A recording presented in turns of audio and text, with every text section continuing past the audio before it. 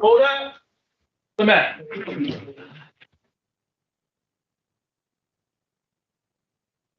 Evening, ladies and gentlemen. Be seated.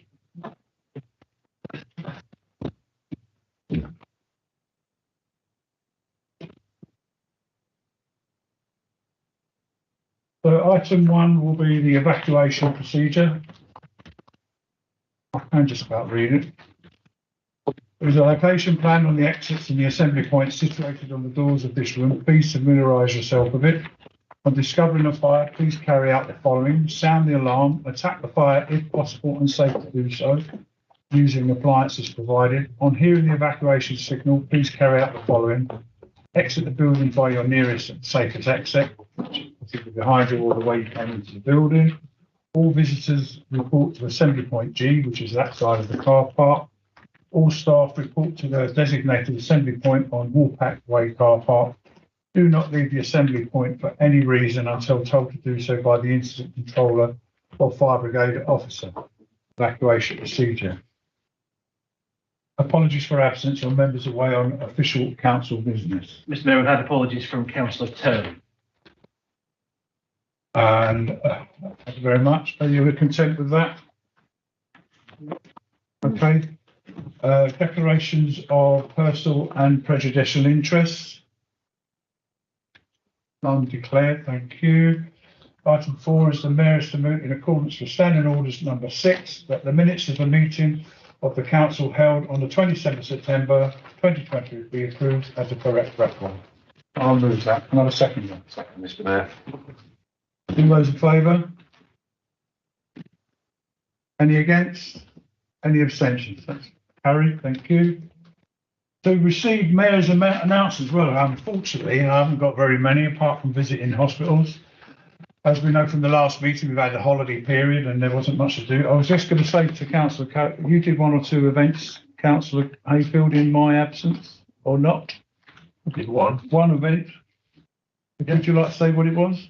It was the memorial to road traffic deaths in St Mary's Collegiate Church in Warwick. Okay, and I can remember going to that up on the hill when we first they planted the trees. As I say, Mayor's announcements. God, who knows what I had something as simple as a cataract done on my eye, and then fortunately, after many years of trying to sort my back out, I ended up in the back hospital, and then I lost the sight of my right eye a little while ago. So I've actually done eye clinic in Coventry, Derby Royal Hospital, the Walsgraves Eye Clinic. It's been quite an eventful announcement. And I'm not going to try and offend anybody. If I miss you, it's because I'm not doing very well in this sort of inside of my eye. So if I miss you, don't get offended. Shout at me or make me understand that you're there. I can see most of you at the moment. I can I've got like a water line in the middle of my eye. It is getting better. As I say, Mayor's announcement's a bit strange, but hopefully they keep telling me after Christmas I'll be able to see everything. So I might be able to see the checkbook, see what Marion spent. And okay, item 6 is to answer questions from members of the public pursuant to Standing Order number 7. Got someone who's going to. 2 questions. Yeah, 2 questions. I've got Councillor Mike Jukes and Mrs. Waffle, is it? Wally. Waffle. Apologies for that. Right.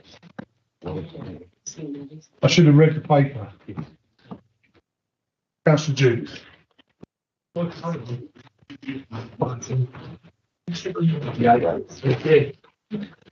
evening all.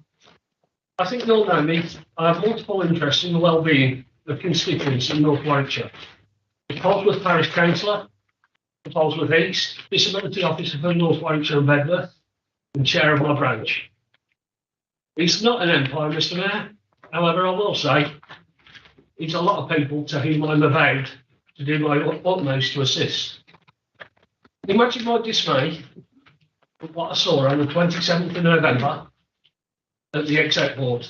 See a councillor from Dordon agreeing to exclude the most vulnerable from a scheme set up to assist hardship after seeing on the County Council's own webpage that Dordon is the most deprived area in our constituency. I wonder if they would like to explain to their food bank users and Dordon Angels and all the other parents who are having to come and ask for assistance at Christmas this year why only those earning 25k can access the hardship funding. My perspective is this: it should be a fund open to all who are in hardship.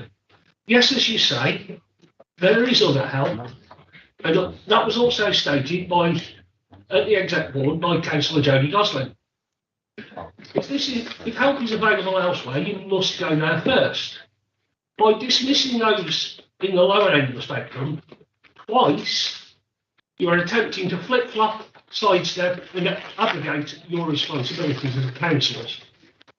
After all, the job is to serve and represent everyone in the ward, and you are elected not just for those who voted for you, along with bringing people together. I hear day in, day out from members of my community how difficult things are for them currently, mainly from the elderly and infirm, but also from families, and how they're struggling to cook. So I personally have a local business who's offered to assist if I can get access to the community rooms at Monument View and Paddocks Close. They're even willing to deliver the food. No one is ever excluded from any of these projects, as is the case with food banks and any other hardship resolution we can come up with in our areas. The problem is we consistently have to fight for access to the community rooms in Polesworth. We can't even, and even with such community-oriented projects. So I'm now asking you to please help here too. I live next to one in Monument View. It's currently used for 2 hours on a Thursday for bingo. None of those who pay a subsidy in my block are able to use it due to our ages. But there is a need whereby we could use a community room for community projects. And constantly we hit a brick wall.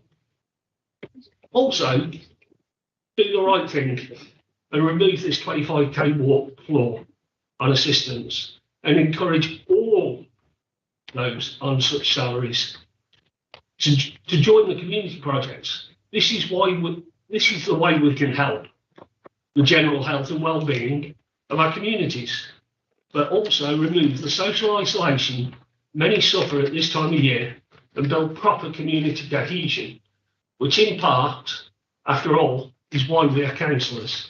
And may I draw your attention to the index of multiple deprivation at Dordon. A lot of the number, the higher the deprivation. Thank you. Thank you very much. Wardle.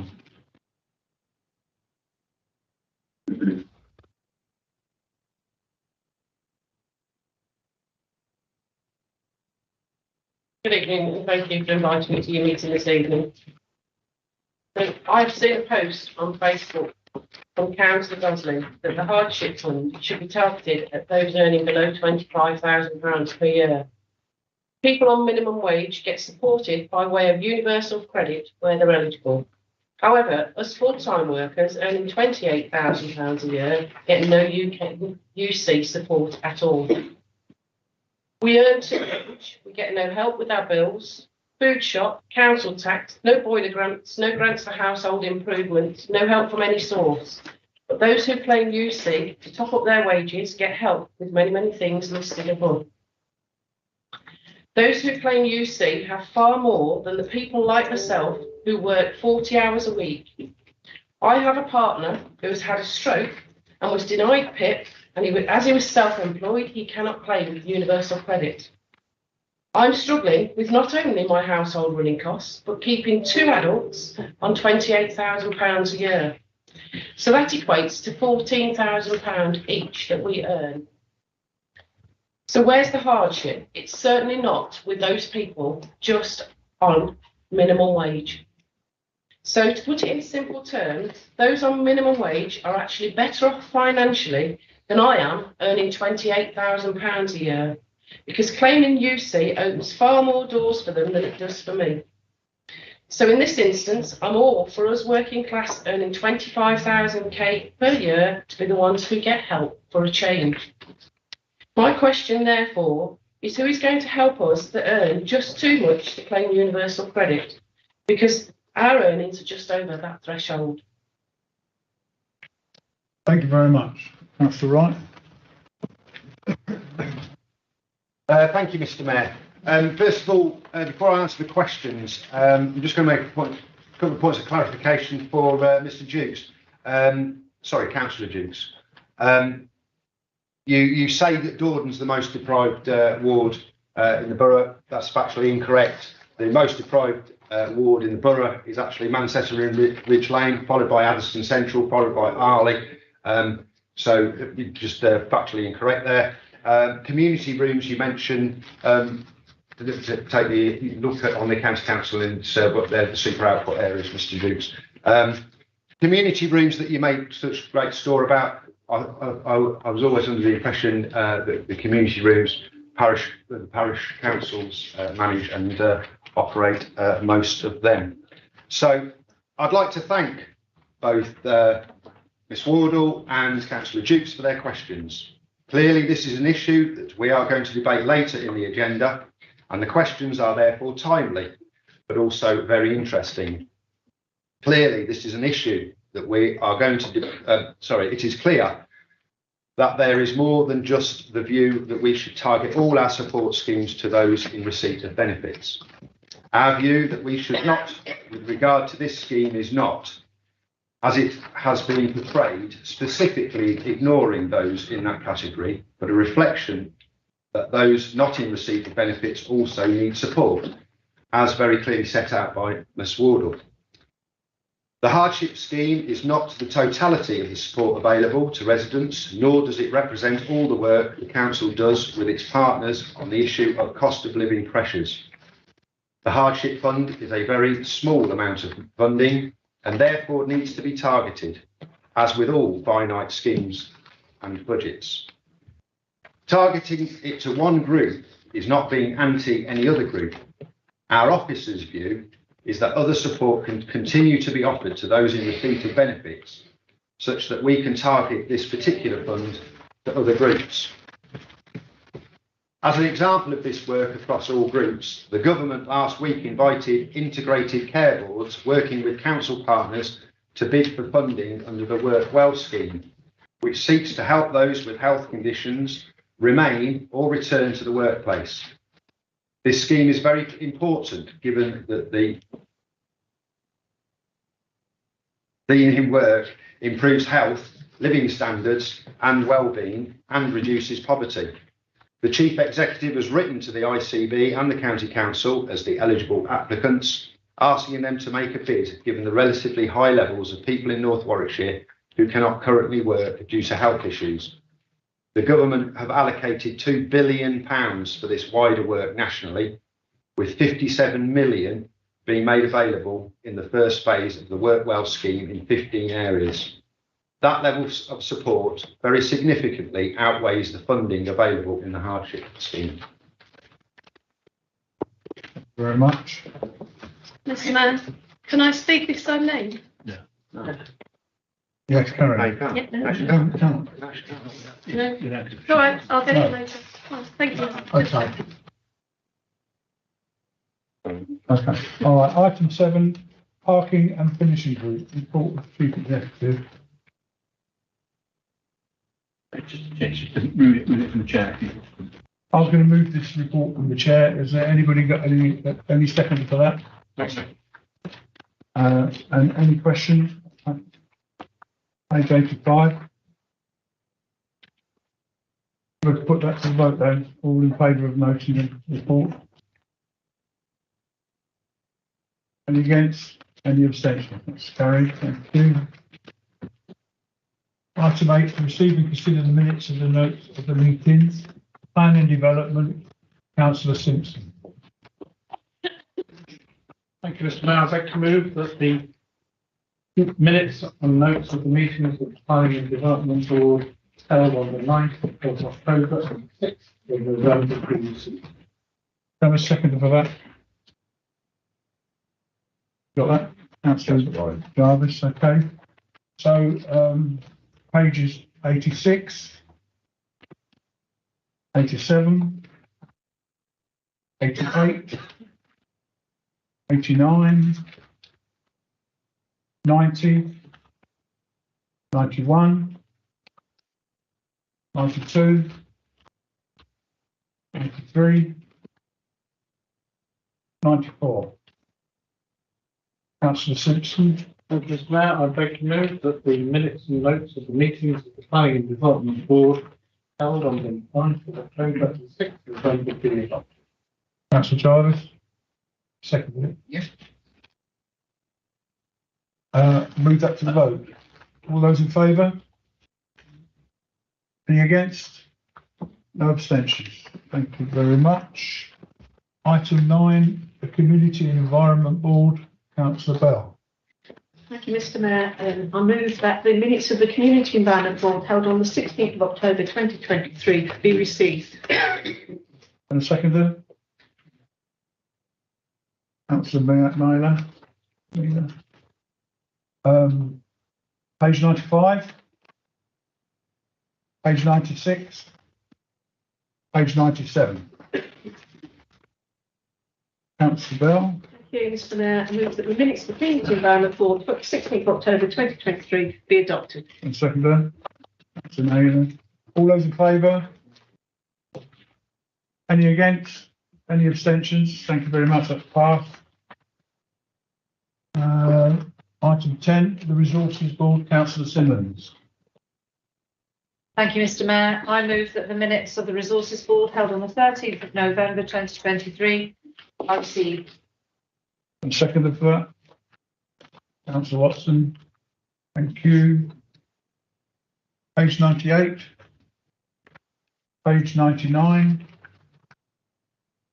Councillor Simmons. Mr. Mayor, I beg to move that the minutes of the Resources Board are adopted. And seconder. Thank you very much. All those in favour? Any against? Any abstentions? Thank you very much. That's passed. Minutes of the Executive Board, councillor Wright. Thank you, Mr. Mayor. I move that the minutes of the Executive Board held on the 27th of November this year be adopted. Wrong. Approved. Seconder for that? Councillor Simmons. Page 100. Page 101. Councillor Gosling. Thank you. We expressed concern at Executive Boards that we were yet again rising council tax by the full amount, adding extra weight onto struggling residents, and that we would not support this motion. We also had significant concerns of why we were raising council tax, considering we were putting £4 million into reserves, and thought that at the time we're the biggest tax burdens in 70 years, it would be a good opportunity to support our residents. And we also had a query about the fact that there's £1 million been budgeted with no specifics and £2.5 million of saving without identifying where the savings are coming from. So we cannot support the medium term financial strategy. Any other comments on that? Councillor Wright? Councillor Simmons? No, that's right. Sorry.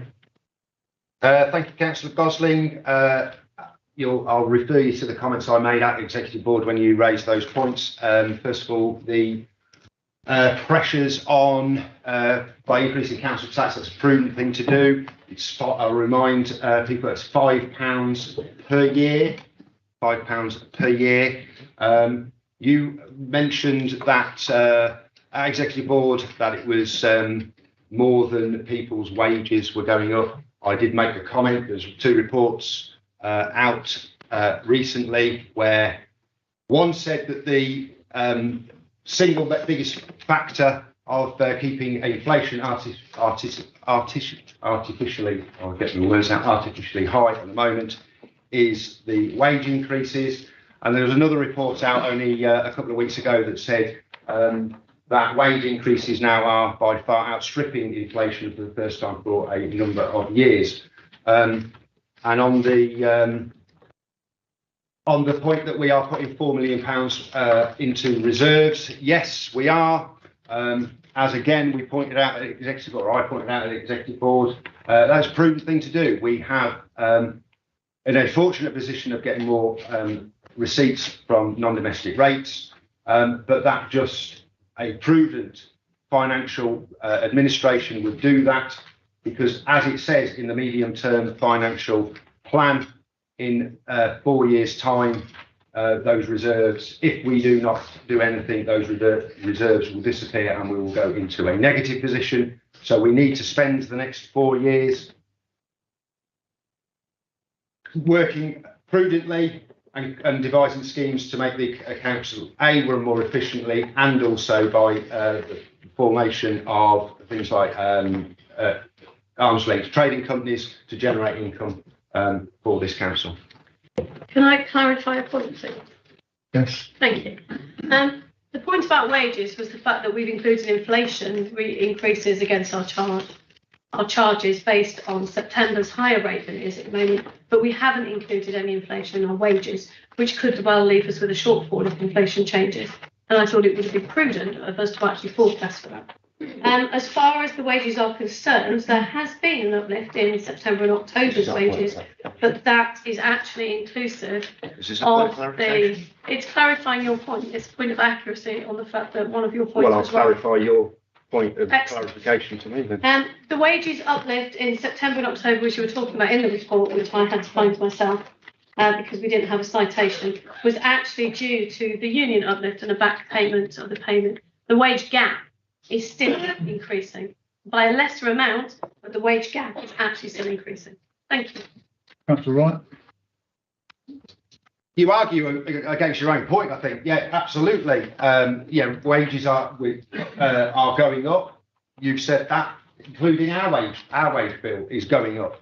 Council tax is not going up by the same rate as inflation. It's going up by £5 per year, which is a minuscule percentage, and it hasn't gone up. It's gone up by £5 for the last few years. So we're not putting council tax up by inflation anywhere near the rates of inflation. Any other questions on that point? Can we do that? No. Oh, sorry, yeah, very true.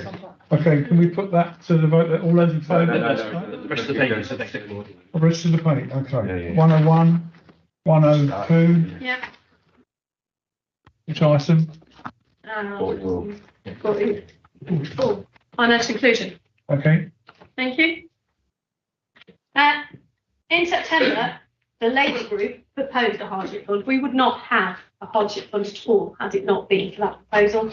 And we designed it, we proposed it as a catch-all, a safety net for everybody in our borough. Everybody in our borough. It is not targeted at any particular people. The terms and conditions which have then come in to be implemented on that proposal restrict it and to take away the opportunity for some people to access the fund.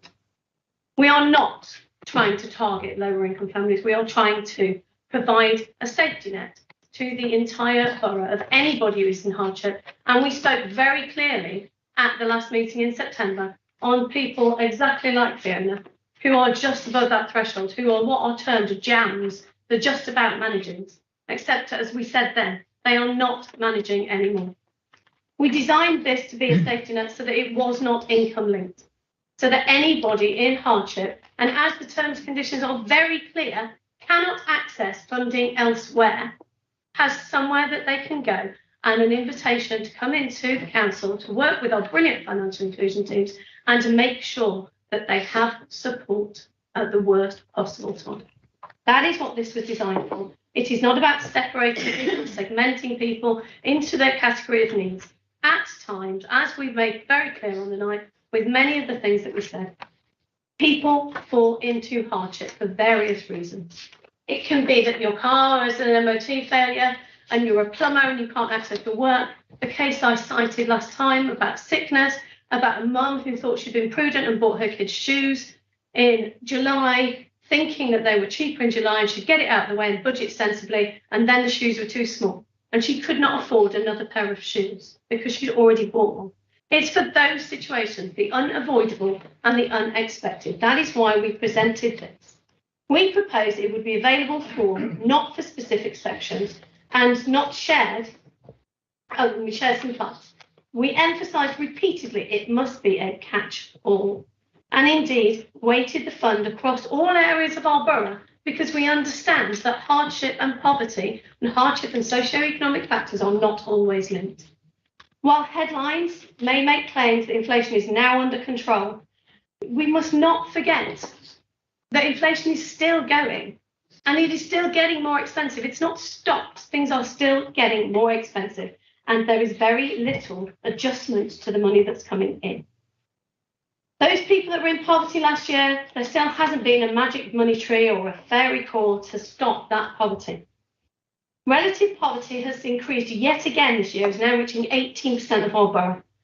And that is actually, relative poverty is what they call BHC. They have a metric to separate accommodation costs.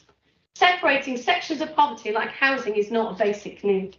When it does include the housing, across our borough, the average rises to 22% of our residents experiencing poverty this year at the moment. And it's higher for those people who are disabled and people that are covering sick pay and people from ethnic minorities. From the House of Commons Library, in November 2023, there is an increase of an average of 1.5 based on this forecast, real inflation adjustment post-tax per head will not return to its pre-pandemic levels. And there is now an increase of 11.7 million to 12 million in relative poverty, in absolute poverty, sorry, which is an increase of £300,000. This is because real income is set to fail, and the income adjusted inflation, when measured, is the absolute lowest. So poverty has got worse again. Wages are not keeping up with the poverty levels, and it is not keeping up with the extortionate increases, 60% higher in the electricity, 60% higher in gas over the previous 2 Octobers, 40% higher in electricity, private rents up 6.1%, and the highest tax burden, which is increased again or will increase again tonight, placing all the middle earners as well in poverty. Some of the claims at the last meeting stated that there is plenty of help for low incomes, which I think used to be true. The headlines about the 83 million, the list on leaflets, the websites, the agencies, the charities. But I did 2 hours of Google search, and I started off with Warwickshire County Council's I Need Help Now page. There are 2 funds available, one of which is cited as not an emergency fund, but requiring 14 days processing periods. The other one is the Housing Support Fund, the Household Support Fund, which we understand from the autumn statement has been cut significantly and may no longer be available to people. The energy part of this, which is where we give out energy vouchers to people, had a 2-week opening period, open on the 20th of November and closes on Friday. The first advert I saw on it on social media was yesterday. And that is the opportunity gone, and there will be no more of those opportunities until the spring. Act on Energy. If you click on the list that you've got, you click on Act on Energy, it says your local council can help. If you click on FIS, it redirects you back to the Warwickshire County Council, stuck in an endless loop of signposting with very little actual help. On a local level, our child poverty statistics are just shocking. If you look through, we have 2,000 children in poverty at the moment, and they are not where you'd expect them to be, which is why we wanted this across the board. There are 45 children in Finlongly in poverty at the moment. 64 in Newton Regis and Waterall. And that's not the statistics that we normally look at. But these children are in poverty, and we have 20 slots a week in our food bank. That is it. And there is very little else available at the moment. My neighbour that I spoke about at the end of September died. We had to call the police and break into his house. He died stressed and worried about money with his partner of 16 years still in hospital. And that life insurance that I made a quip about in the last thing is now the biggest devastation to them because they cut it in order to save money. And they are the decisions people are having to make. Is it really enough to have something where we can talk about the opportunities and to have, sitting down, talking about these things and the fact that, and again, back to my 3 a.m. wake-up calls that I've mentioned so many times at this council. It was the same in September, it was the same last year when we put together the cost of living assembly, and it's the same again. What if we don't catch them? That is the decision that we are making. I am being told that this is a tiny amount of money, but this money is significant to those people who are in true hardship. It is a massive, massive opportunity for us to make sure they are not falling through the cracks. Thank you. Anybody else wish to comment? Councillor Stewart. Thank you, Mr. Mayor. I have to say is that there's been an awful lot of discussion on a very macro level around government policy, around whether people should get access to funding and levels where certain benefits become payable or not. When the resolution was proposed last month, I was a little bit uneasy, the fact that it was going to be administered effectively by councils.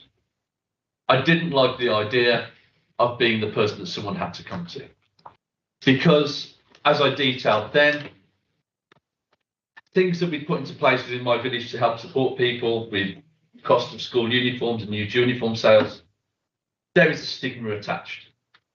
And I didn't like that almost the Mrs. Burling from an inspector calls kind of aspect where you have to go and present yourself to go and receive some kind of charitable aspect. That being said, I also feel that we all have a responsibility as councillors. We're in a very, very, very privileged position. We're in an incredibly privileged position that we have the power to positively impact or negatively on the lives of many, many people who we are here to represent. There was a point that was made as well about not just the people who voted for us. We have to bear in mind that there are so many people who don't vote or are unable to vote or do not have a vote.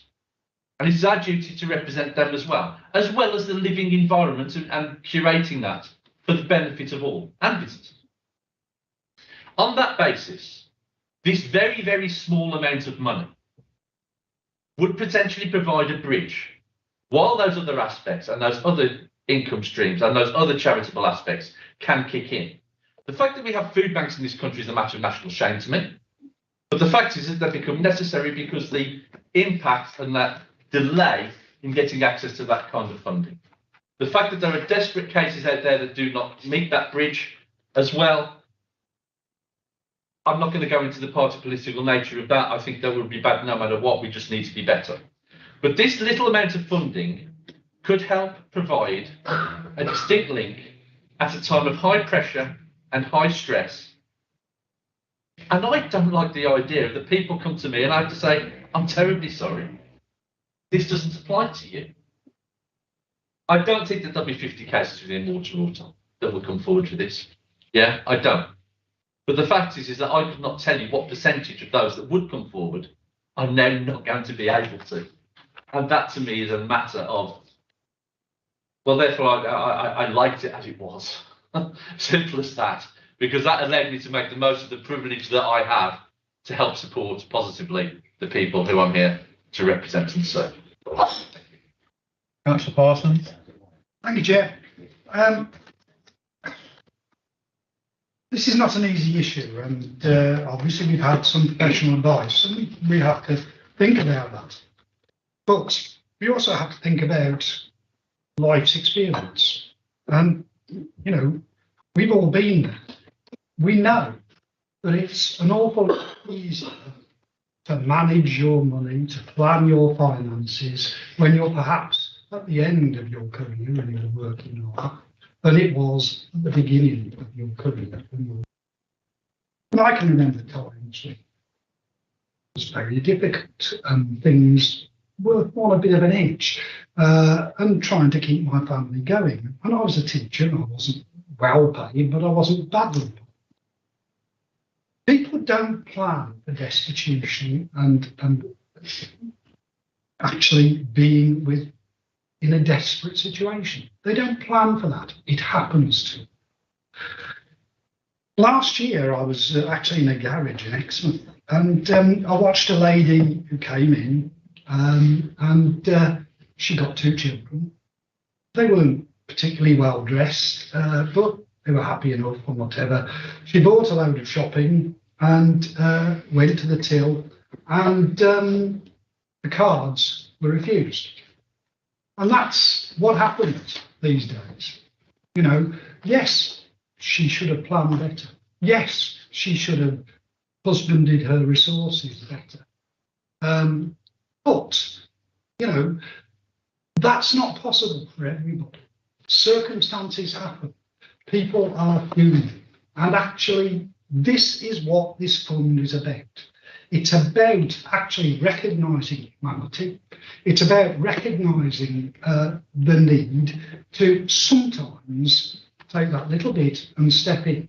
We all know that this winter is going to be hard for a lot of people. We can decide it's not going to be, but it is. Not all wages have gone up above inflation. You know, my daughter's a nurse, her wages have not gone up above inflation. And most of the public services are in that boat. Not everybody is enjoying a good period. A lot of people are going to find this winter very difficult. The help that was there last winter has been reduced, and it can't be there forever. We all know that. But there are going to be people this winter who are going to be taking their kids into homes that are unheated, that are damp. I taught children who were in that situation in Birmingham for many years, and it's not pretty and it's not easy. And it wasn't down to parents who didn't do their best. It wasn't down to parents who didn't love their kids. It was down to parents who, in the end, couldn't cope with life. Now, a few years ago, it was fashionable for MPs to drop out of things and try and live on benefits for a week or two. I don't remember any of them doing well on it. I don't remember any of them saying, oh, that was no trouble at all. They should manage their money better. They came out of it saying, I don't know how these people do it. And that was almost to a man or a woman.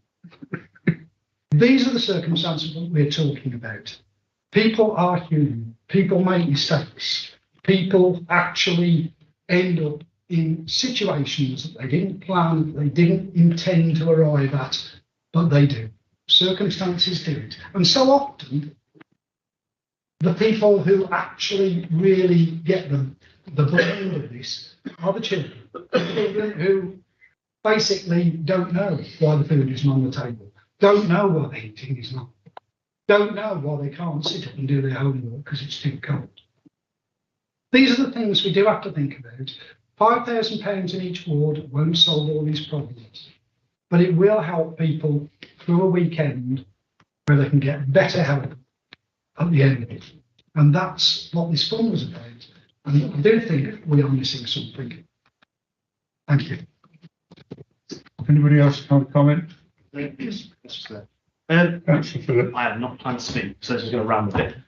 I want to just dispel this myth that you can't save or plan your way out of this. Last year, when the petrol prices went through the roof, I was literally, because I work in Loughborough, I was driving my car, put fuel in the tank, literally just paying to keep my car on the road. Now, I'm a reasonably well-paid job. My wife's a teacher. Eventually, as petrol prices crept up, and we've been financially easy. It was relatively easy. We come overdrawn in the bank. You use credit card at the petrol station, credit card pays off, come overdrawn. We were so lucky that we had savings. If we didn't have savings to buffer that sort of bump in the road, we would have been in real financial trouble. Luckily, parents look after children, that helps our childcare, and I've had a pay rise, and that's smoothed all that out. But this idea that you can plan for everything, I've got a reasonably paid job, my wife's a teacher, we're both professionals, but suddenly, just over 2 months, petrol prices going up, something we didn't predict, something we couldn't deal with, knocked us for six. We were so lucky we had savings. And this, if we didn't have savings, we would say it would have been awful. And I cannot imagine being in that situation where, you know, the bank's charging you for being overdrawn and you can't get out of that. And to reach for something that's there would have been very helpful, obviously, if we didn't have savings. So I think the idea that just because you earn 25k a year means that you can't fall into a trap is a bit of a myth. Thank you. Councillor Taylor. I'm struggling to understand here what I say to a resident who is having a small amount of universal credit and works nights at Birch Coppice. Their car breaks down and it means they can't get to work, that they're not eligible for this help because they are on benefit.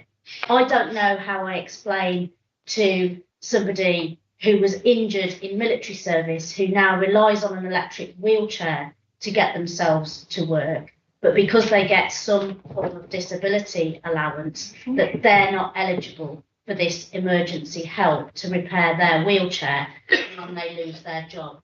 I just don't understand how we are meant to make those decisions and say, because you have a slight element of benefit that adds to your income, that you are not eligible for emergency help, whereas somebody who has just lifted themselves out of that trap or who is able-bodied is eligible for that emergency help. I think those decisions are impossible for us to make. And I know well, as a trustee of Citizens Advice for over 10 years, that there is a vast amount in benefits that goes unclaimed, and having access to a universal form of help is a way in for many of those people to be assessed the benefits and helped to claim them. And I sincerely hoped that this allowance that we were going to have would help more people into accessing those benefits through the work that our financial inclusion team do. But I think it's those difficult decisions, and I could probably spend the rest of the night giving you clear examples of people who will be excluded wrongly from our help by simply saying anyone who has benefit is not entitled to claim. Councillor Riley. Mr. Mayor, I don't think there's anybody in this room who doesn't have a basic desire to help those in need. Now, I've sat through this debate in 3 different meetings, in this chamber, in the executive board, and there. And not once have I heard anybody say that the current system that is in place is not working. Now, actually, I'm incredibly proud of the social inclusion unit at North Warwickshire. You read the reports that they put out, if you've ever read them, you'll see that their motto is help those to help themselves.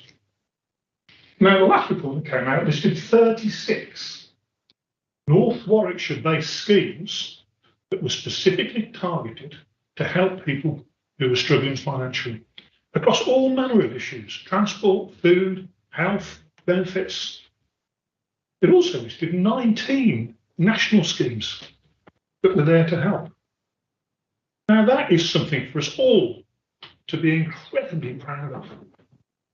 That we know that if there is somebody who's in trouble in North Warwickshire, we can refer them to professionals, and at their disposal, those professionals have 36 North Warwickshire-based interventions and access to 16 capital funds that can help them. Now, if you could stand up, anybody that objects to the motion going through today, if you can stand up and tell me where the system is failing, and those professionals, and those 36 local schemes, and those 16 national schemes are failing to serve a member of this community, I guarantee you that everybody in this council would look to resolve the blockage that was clearly somewhere in that system. So this debate, I'm struggling to follow some of the arguments and the stories and the statistics that are being made, and I don't think I'm stupid, but it's just got lost in itself. It's got lost in passion. It's got lost in a belief that something is happening that nobody has yet evidenced is. So, Mr. Mayor, I propose that we support the minutes and the recommendation of the executive board, and we move on. And we go out and we try and help people. We stop it. We go out and do it. Thank you, Mr. Mayor. Anyone else? Councillor Riley, Ridley. Thank you, Mr. Mayor. Well, I was the Dordon Independent that voted and approved the executive board. I don't think it took much working out, did it really? I have to say, we wouldn't be sitting here if the independents didn't vote with the Labour group. Yeah. So, you know, as much as perhaps there is a discussion about how it's going to be administered, we are actually delivering £5,000 per award for our hardship fund to help people. So, you know, let's celebrate that that has actually happened. How it's administered, I can only say I spoke to the people that administer it, and I put my faith in them, because I'm not an expert on benefits, I have to say. It's something that I'm trying to play catch up with. And I have to agree with some of the points that said about how people are not accessing the benefits that they deserve and they need. If I can just pick up very early as well on the point that was raised by one of our members of the public, Councillor Dukes. He said, obviously the member of the Dordon Independents that voted with the executive board to pass the motion. How are they going to speak to their community shop and their school and their food shop and the Angels? Just as you mentioned the Angels. Well, Byron and I had these printed out of our own pocket. It's just a catch up. It's not particularly political. But what it does, it went through every single letterbox. It went to the schools, it went to the shop. And it actually gives a list of all of the community services and the support groups that our residents can access.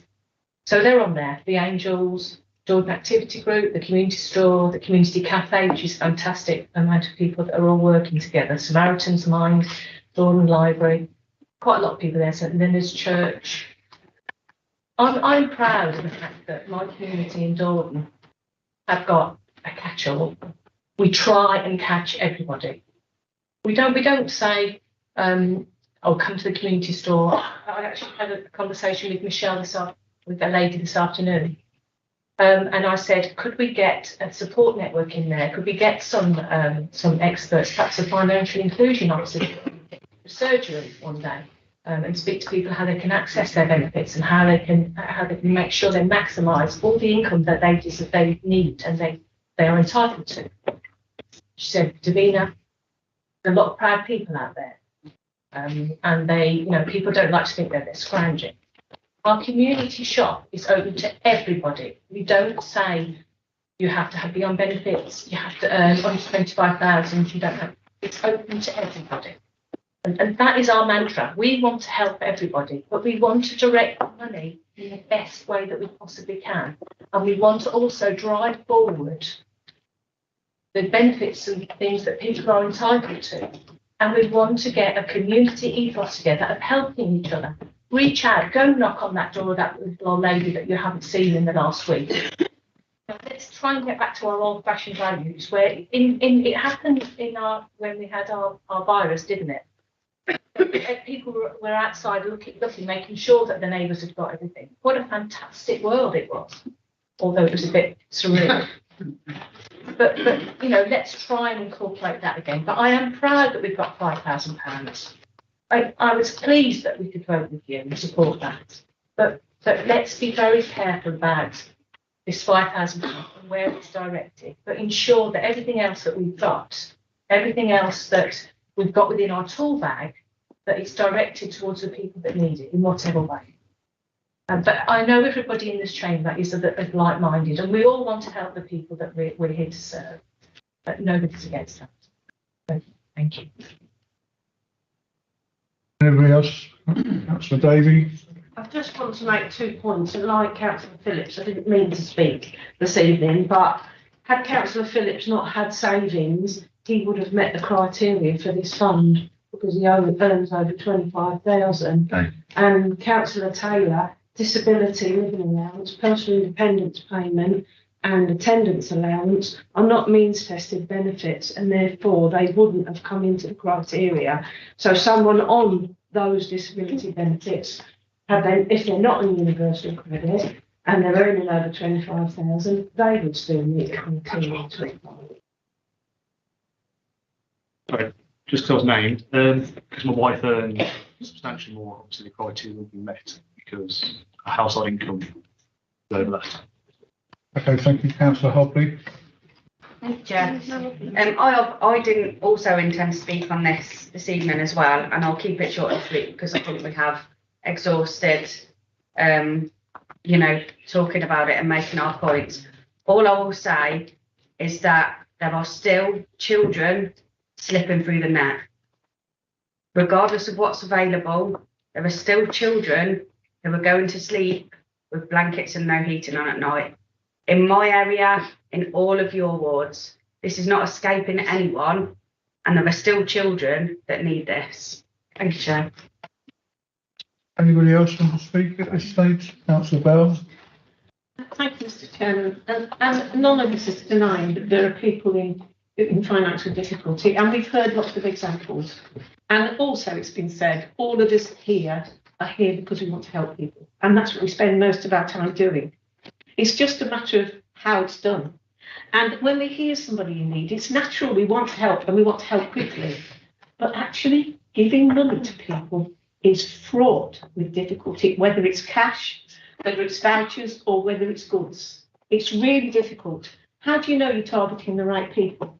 How much do you give them? What happens if they're coming back next week in the same position? What happens when the money runs out, etc., etc., etc.? Which is why we went to the professionals in our organisation who deal with these issues every day of the week and asked them to help put a framework together so we're all protected, so that it is auditable and accountable, and also that it's targeted on where we can have the best impact. And that's what they came up with.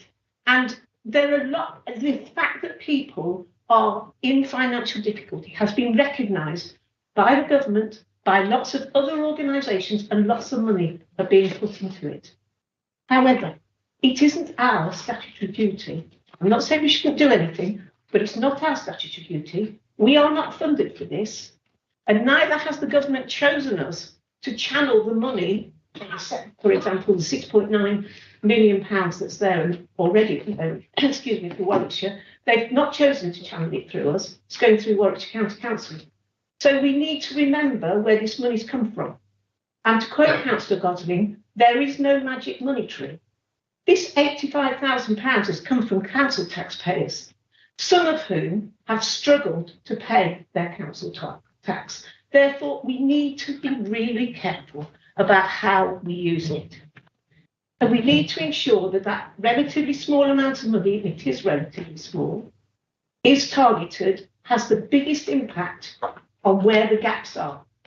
Where are the gaps? Where can we make the most impact with that relatively small amount of money? And our professional advisors have told us that the people who keep getting forgotten are those like Mrs. Gilbert, who are just above the point at which they can get benefits. Now, we're not saying that people below that line shouldn't get help. There's lots of help out there.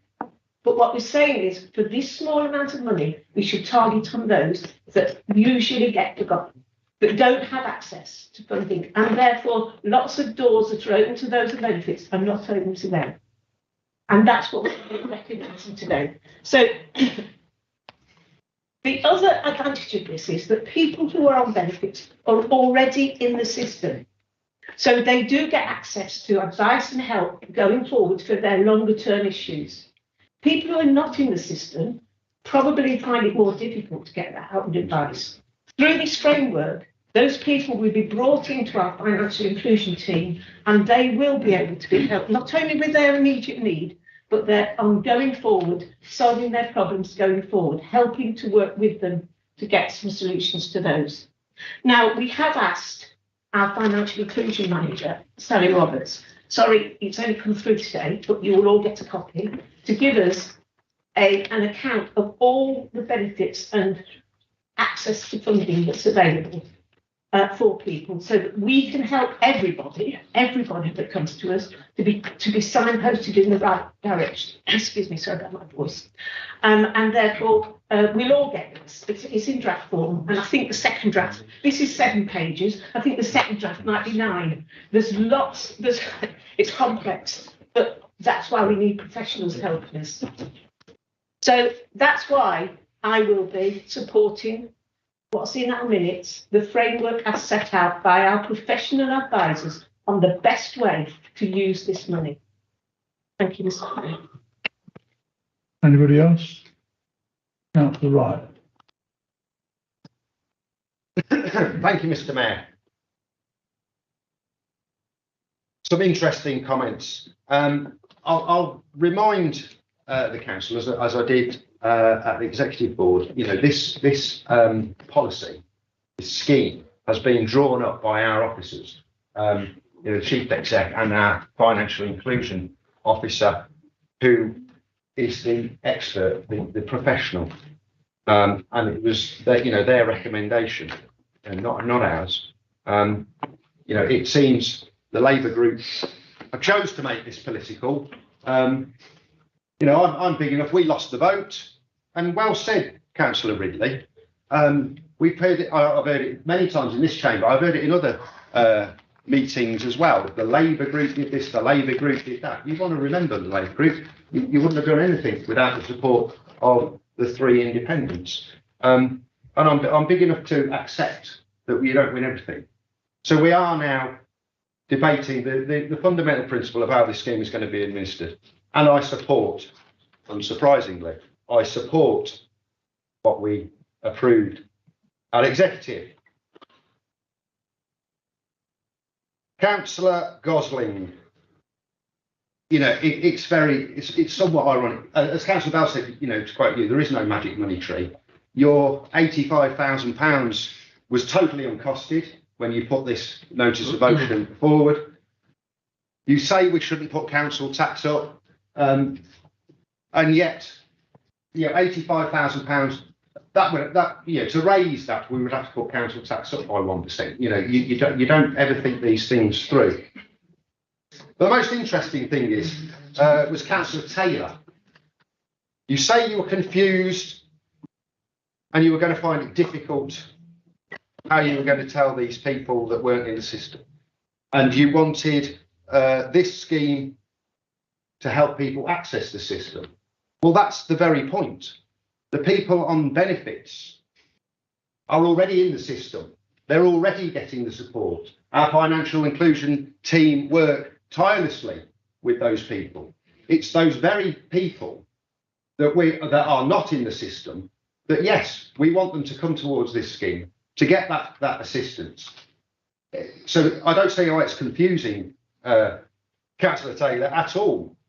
As I say, this scheme will enable those people that aren't already in the system to get the financial support and help that you desire them to get.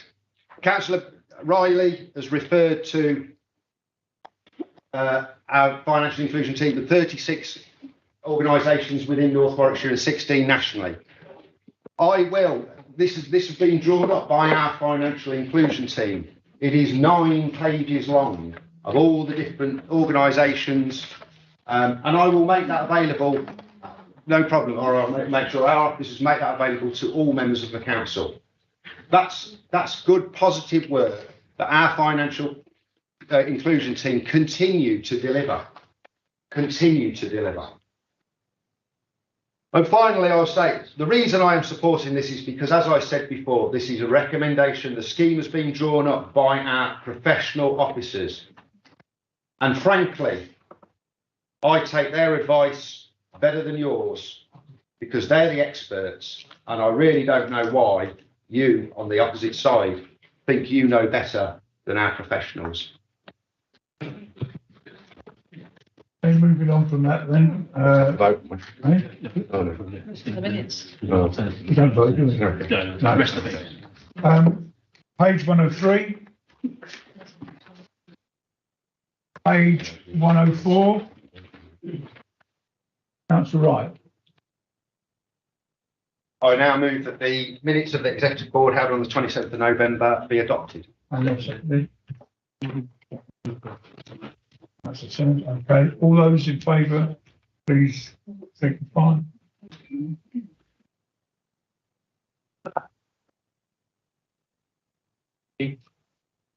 All those against?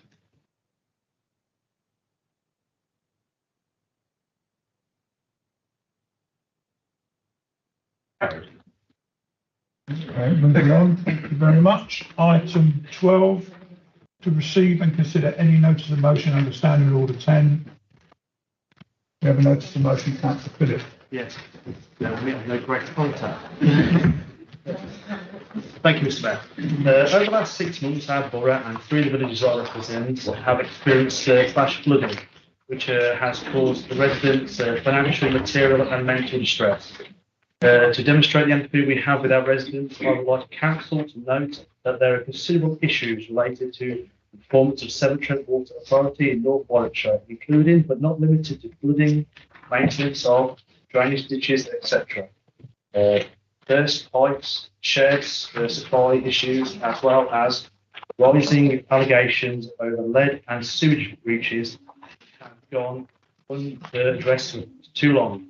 Therefore, we request that officers seek and attend a meeting with representatives of Severn Trent Water Authority to address these local issues and create a forward developing plan to ensure stability for homeowners across all wards moving forward.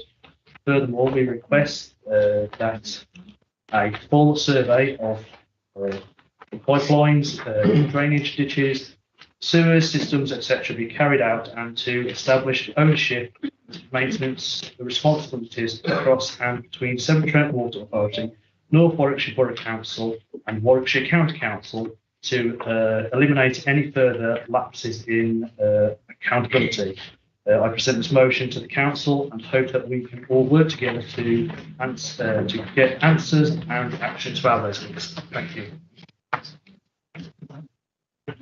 Is that seconded? Is there a seconder for that proposal? Councillor Hobley. Any comment? Anyone want to speak? Anybody want to speak? Councillor Gosling. You want to speak again? Oh, was it? Okay, fantastic. It's just to add to, there are a number of issues across our residents and across the wards that we've picked up on that we think that this would be beneficial and an opportunity to look at some shared problem solving. There has been funds available at the moment, Severn and Trent have said that they are targeting to the residents' need, and we thought this would be a good opportunity to actually let them know what our residents do need. Every year in my patch, at least once or twice a year, I get a query about the shared pipe work that runs under the Arley backs. It's not mapped. Nobody knows where it is. They have to dig at least 6 exploratory holes in order to find out where the leak is coming from. We get massively threatening letters to residents telling them it's going to be tens of thousands of pounds to fix the drain because it's on their property, but it's not on their property or it's their neighbour's supply. And it's an amazingly complex system. And invariably it turns out that it is under a piece of Queensland unadopted road, which nobody will take responsibility for. We've had 4 exploratory holes dug that Severn and Trent then refused to fill in. And we've had to get other people to kind of tarmac them over, one of which has been done so appallingly it's already sunk and the tarmac has gone soft. One of my residents wrote to me and said that they had no water for 5 days in bad weather, no heating, and HomeServe had to be called out and residents had to pay privately to have it fixed, even though it was Severn and Trent's responsibility. And again, Severn and Trent refused to support the repairs. We have claims, the December leaks, there were also 4 leaks from one open hole. And this isn't just on one patch, there's several. One resident has just had to pay £15,000 to have her supply delivered to the household so that it's not on the shared supply. We also have chaos on our roads. We have leaking pipes, we have flooded drains, we have ice patches at the bottom of hills, which are obviously dangerous and causing chaos on our roads. And that's on top of the roadworks and the diversions, which seem to have very little communication. And we thought that this would be a good opportunity to reach out. My last point would be to talk about the work that Severn-on-Trent are doing with Coventry, where they, working with Coventry City Council, they're actually exploring the removal of all lead from drains. Any house built this side of 1970 the other side of 1970 has probably got lead pipes or lead solder on the pipes in the ground, which does cause obviously significant complex health issues. And as the lead gets older, there is more chance of a higher concentration within our drinking water. And I think that this would be a good opportunity to have a discussion with them around what is happening in Coventry and how we could replicate it here. Thank you. Any other comments? Councillor Parsons. Thank you, Chair. Just very briefly, I think obviously the water quality is a big issue at the moment, and it is an issue that is concerning the nation. And I think the concern is that we're not getting straight answers. And I've got to be honest, as a councillor, if I was asked about this situation, would I be able to say what the situation is with our local river, with our water courses? I know that, for example, in Polesworth we have drains that are actually dual use and are actually part of the sewage system as well.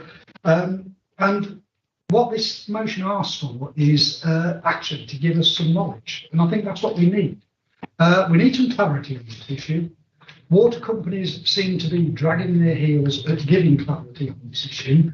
We have a duty as councillors to actually push them in the right direction and say, actually, we will have the answers, we will give them the people we represent, and actually the pudges which are claimed need to be looked at.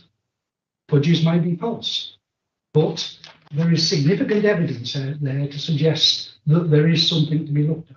And I think this motion actually gives us some say in trying to start the process of actually finding out what is going on in our locality for the people that we serve who are residents of this locality. I think we need some answers, and I don't think we're getting them from the water companies at the moment. Thank you. Absolutely. Mr. Mayor, the drainage expert, I'm not. I bought a house 12 years ago, and they said, oh, you've got problems with your sewers, and you've got a problem with your water pipes, and they're all lead, and they're all. So I had a little man come and have a look, and he cost me a fair few pounds, I have to say. It's a few £1,000s. And I'm just a bit concerned about, we request that a full survey of pipelines, drainage ditches, sewerage systems be carried out to establish ownership. Are we talking just thousands of pounds here? Because if my little pipe network was £2,500, I'm not sure how much this would take for North Warwickshire's drainage, sewerage, water facilities to cost us. That's my concern. I am at the minute presently in Dordon in Church Road. We've got an issue with block gullies and some flooded cellars. So I know very much that it does cause an awful lot of distress for our residents. It does certainly need addressing. But like I say, I am concerned about the cost implications. They're talking about doing surveys of pipelines. Councillor Watson. Yes, thank you, Mr. Mayor. I share your concerns, and you're probably missing a zero at least off of that number, and probably in the millions rather than the hundreds of thousands. I mean, interesting enough, county are already doing some work, so it's recognised. I think all of the concerns that people have highlighted is recognised, as Councillor Parsons said, it is complex. Some of the surface drains, sewage drains are separate, sometimes they're shared, sometimes it goes onto private land, so it gets incredibly complex.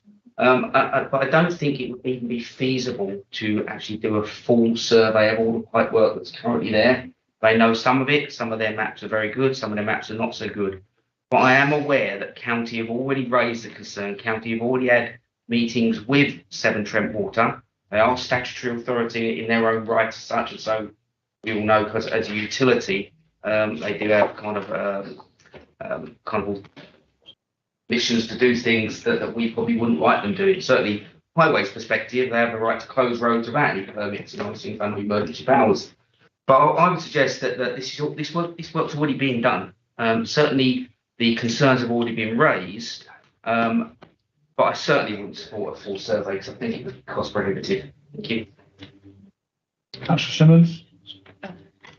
Thank you, Mr. Mayor. I've had similar concerns to Councillor Ridley actually, and Councillor Watson will know that I phone him up on a regular basis, being a county councillor in the area within which I live, and complain about Severn Trent and the holes they leave in the road and the high street and how they just pop up at a moment's notice and use their emergency powers and nobody knows and affects the road and closes the road and the buses are diverted and everyone complains to you. So I think we're all acutely aware of how frustrating Severn Trent as an organisation can be to engage with.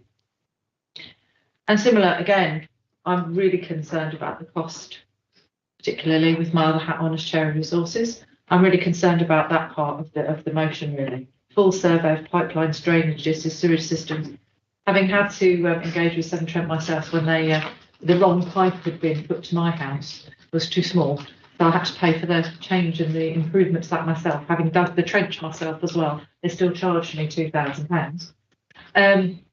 So I'm really frightened by that element of this motion. Actually, I'm not sure it's within our scale of capacity to even tackle.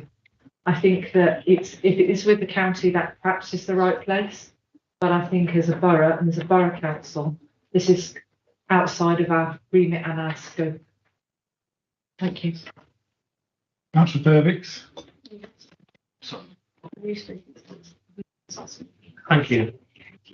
I take on board comments about the cost of this. I accept that it would be prohibitively expensive to do a full survey.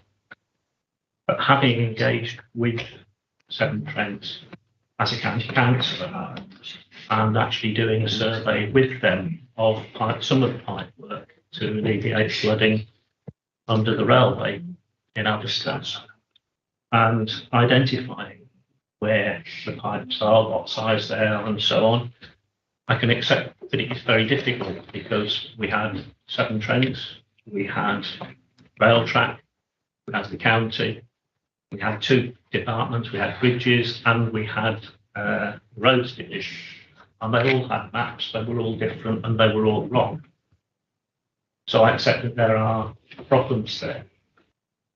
But I haven't been a councillor there now for 5-6 years, councillor said, something like that.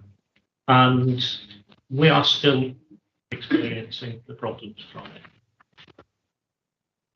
We have Coleshill Road that has been blocked by a large hole. Admittedly, it is a moving large hole.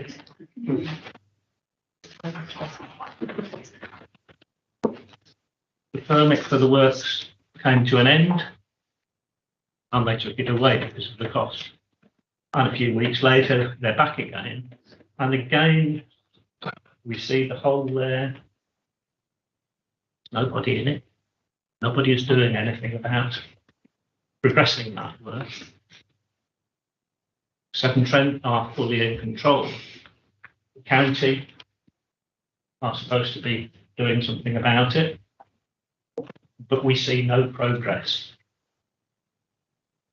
Now, I accept that we can't put funding into this sort of thing, but I think as a council, we have a responsibility to our residents to try and find out what is happening and push for progress on it. Nobody should be suffering, looking at an empty hole with no work going on for this long. Nobody should be having to put up with flooding. I understand that it is also happening in other places around the borough with legal ice on roads. We heard today that there was a serious accident caused by ice from broken pipe, leaking pipe. How long is it going to take before that is remedied. I think it's our responsibility to push for a meeting to try and resolve these issues and try and push some action. Not just sit back and say, it's not our responsibility, let somebody else do it. There are a lot of very, very concerned citizens, residents, right across North Warwickshire Borough, who deserve some action from this council. And I think we should push to make that happen. Thank you, Mr. Mayor. Councillor Hobley? Is everybody else finished? I think. You put your hand up though, didn't you? Yeah, but Ray had his hand up before. Oh, sorry, you did well there, because I've got a good eye this eye and I still missed it. And I missed you anyway, Ray, you could. Sorry. I'm using that. Thank you. A couple of little points of accuracy on what Councillor Dervitt just said. But the floods under the bridge, they weren't sorted. And I actually met with the contractors down there and engaged in discussions with them. And all it was that they hadn't turned the automatic pump on. From that date, it hasn't flooded. And also mentioned about the whole bottom of Coastal Road, that now does not exist. It's full. It's just waiting for the road to be reopened. One thing I will say, that I hope they clean up the mud. Give us that. Do you want to go now, Councillor Hobley? Is that one Can I just come back on that point of accuracy? If it's brief. Very briefly. I spoke to all of the people that were involved in solving that problem a long time ago when I was a county councillor, and we had no progress. We've still had flooding since then. Okay, thank you. Right, Councillor Hobley. Councillor Bowles got a hand up She as got well. her hand up before you, but never mind, if you want to go first. Councillor Bell. Mr. Mayor, point of order, I think Councillor Hobley's reserved her right To speak. as the second. Yeah, I think you're right, and I At missed the it. end of everybody else. Yeah, thank you very much. You can speak. Thank you. And I'm sure I don't have to tell Councillor Hobley how frustrated you both are. The accident today was in Hartsville. The road is now closed by the police until Severn Trent make it safe. So hopefully we'll get some action. And the answer to Councillor Dervitt is how long might this take? Well, it's been going on since June. So yeah, I share all your frustrations, and my life the last week has been talking to Severn Trent. However, the facts are they are a statutory organisation, they are autonomous, they've got their own governance, and formally it's really difficult to do much with them. They have got their own ombudsman, so presumably but on an informal basis, there's a lot of discussion that goes on. We've talked about Warwickshire Council talking to them, lots of councillors talk to them, and I'm sure North Warwickshire Borough Council also talks to them. So we are trying, but they are very difficult to deal with. I absolutely accept that.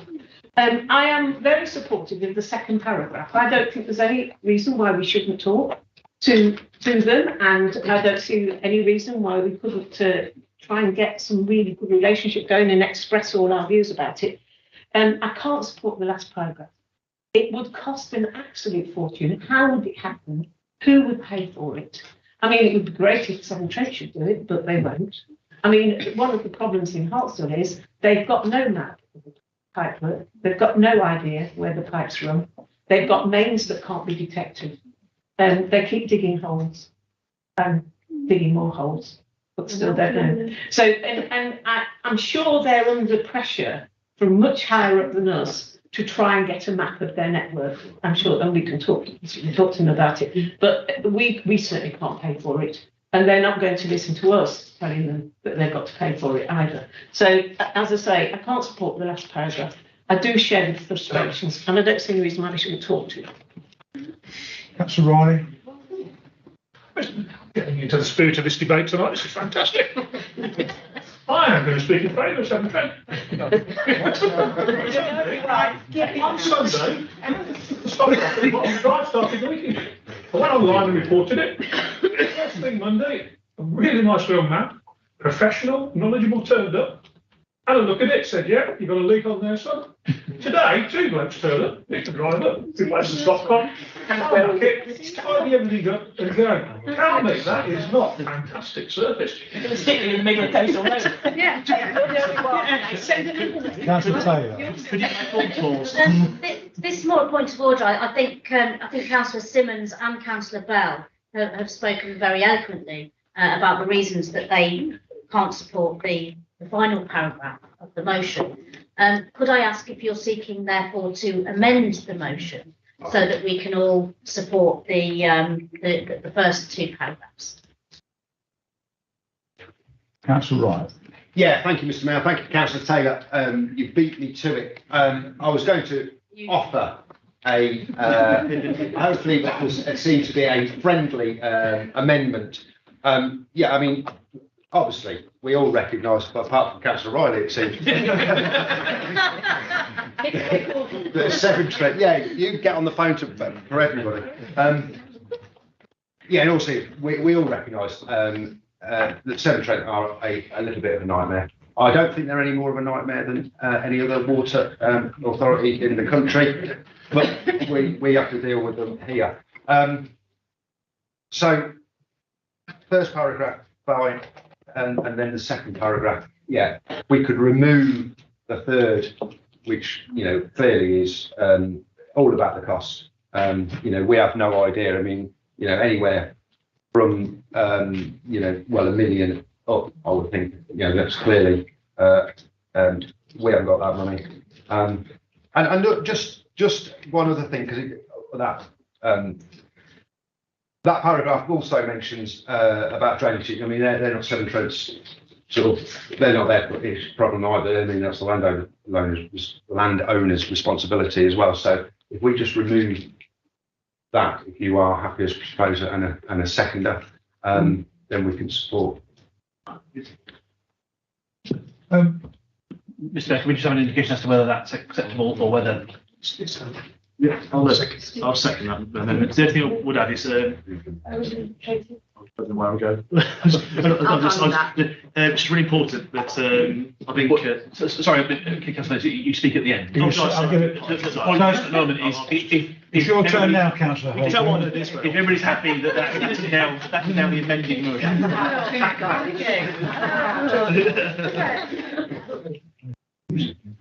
Thank you for that. Thank you, Chair.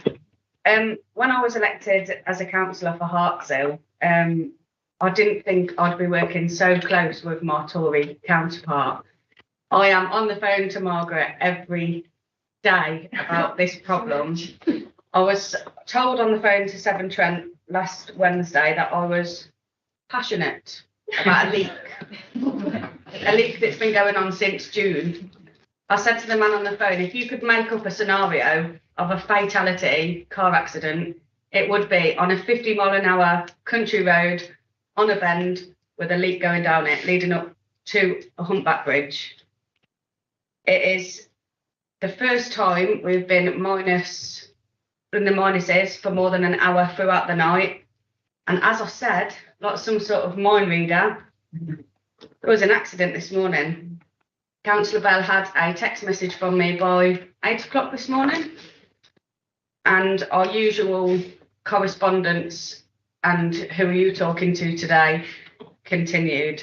I'm more than happy, as Councillor Phillips has said, to edit that motion. I'm sure you've all got problems in your own wards. I'm not saying it's a Hartshill isolated incident.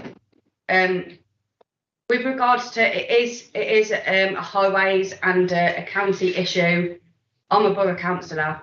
I have been hounded since June to people who have not been over the bridge, obviously, for months, ringing me last week saying, did you know there's a leak? Yeah, we know there's a leak. It's something that we're working very, very hard on together. I'm very proud of the teamwork that myself and Councillor Bell are putting in for this issue to be sorted. And therefore, I'm more than happy to to amend that motion to get someone in front of us to be, you know, answerable. We've got residents, they need answers. Thanks, Chair. Councillor Phillips. Yes, thank you for everyone's input. I do recognise the cost and I was hoping to force it on, so still. I think it's important that we do talk to county as well, because they are in charge of drain cleaning. But oddly enough, and I didn't know this till recently, we are in charge of some drains as well.